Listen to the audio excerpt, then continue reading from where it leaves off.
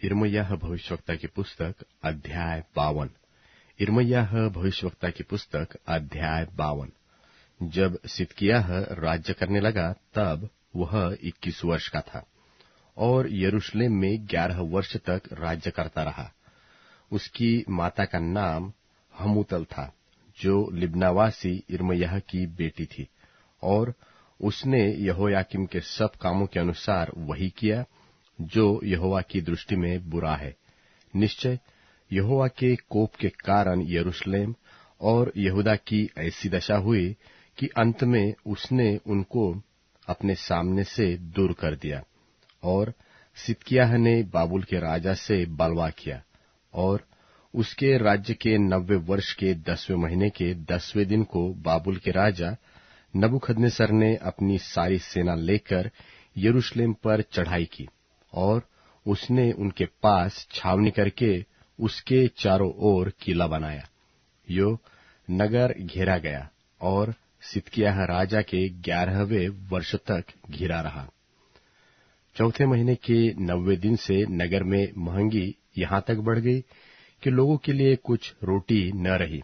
तब नगर की शहर पनाह में दरार की गई, और दोनों भीतों के बीच जो फाटक राजा की बारी से निकट था, उससे सब योद्धा भागकर रात ही रात नगर से निकल गए और अराबा का मार्ग लिया।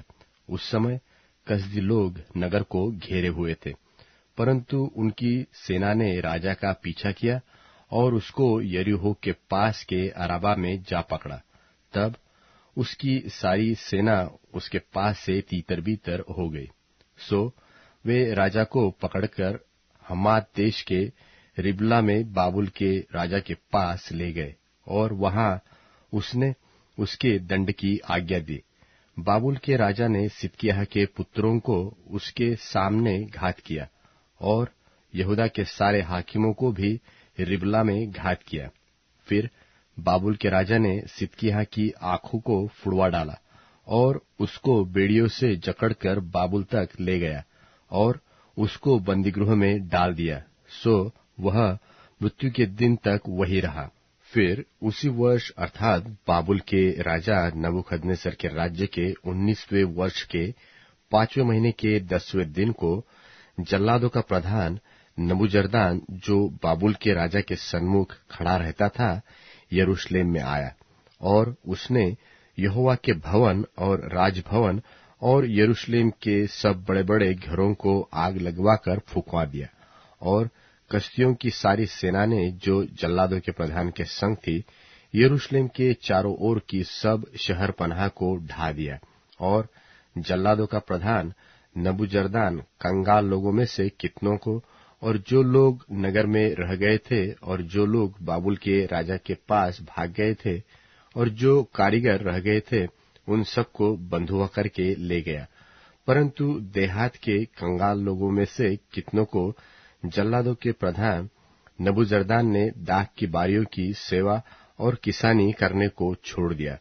और यहोवा के भवन में जो पीतल के खंबे थे और कुर्सियों और पीतल के हौज जो यहोवा के भवन में थे, उन सबों को कसदी लोग तोड़कर उनका पीतल बाबुल को ले गए। और हांडियों, फावड़ियों, कैंचियों, कटोरों, धूपदानों, निदान पीतल के और सब पात्रों को जिनसे लोग सेवा टहल करते थे, वे ले गए। और तसल्लों, करछों, कटोरियों, हंडियों, दिवटों, धूपदानों और कटोरों में से जो कुछ सोने का था, उनके सोने को, और जो कुछ चांदी का था, उनकी चांदी को भी जल्लादों का प्रधान ले गया। दोनों खंबे, एक हौज और पीतल के 12 बैल जो पायों के नीचे थे, उन सबको सुलेमान राजा ने यहोवा के भवन के लिए बनाया था, और इन सबका पीतल तौल से बाहर था।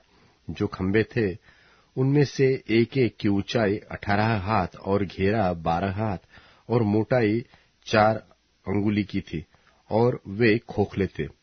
एक एक की कंगनी पीतल की थी, और एक एक कंगनी की ऊंचाई 5 हाथ की थी, और उस पर चारों ओर जो जाली और अनार बने थे, वे सब पीतल के थे। कंगनियों के चारों अंगनों पर 96 अनार बने थे और जाली के ऊपर चारों ओर 100 अनार थे। और जल्लादों के प्रधान ने सरायाह महायाजक और उसके नीचे के सपन्याह याजक और तीनों डेवड़ीदारों को पकड़ लिया, और नगर में से उसने एक खोजा पकड़ लिया जो योद्धाओं के ऊपर ठहरा था। और जो पुरुष राजा के सन्मुख रहा करते थे उनमें से 7 जन जो नगर में मिले, और सेनापति का मुंशी जो साधारण लोगों को सेना में भर्ती करता था, और साधारण लोगों में से 60 पुरुष जो नगर में मिले, इन सबको जल्लादों का प्रधान नबूजरदान रिबला में बाबुल के राजा के पास ले गया। तब बाबुल के राजा ने उन्हें हमात देश के रिबला में ऐसा मारा कि वे मर गए। सो यहूदी अपने देश से बंधुए होकर चले गए। जिन लोगों को नबूखदनेस्सर बंधुआ करके ले गया सो ये है, अर्थात उसके राज्य के 7वें वर्ष में 3023 यहूदी। फिर अपने राज्य के 18वें वर्ष में नबूखदनेस्सर यरूशलेम से 832 प्राणियों को बंधुआ करके ले गया।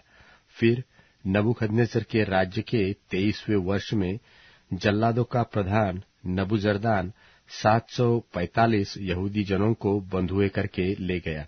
सब प्राणी मिलकर 4600 हुए।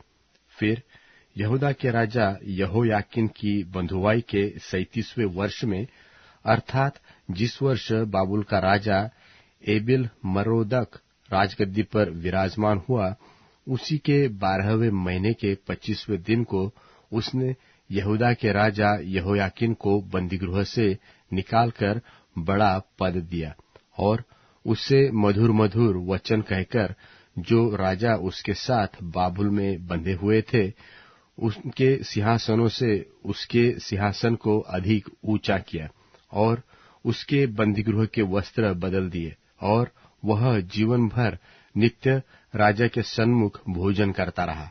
और प्रतिदिन के खर्च के लिए बाबुल के राजा के यहाँ से उसको नित्य कुछ मिलने का प्रबंध हुआ।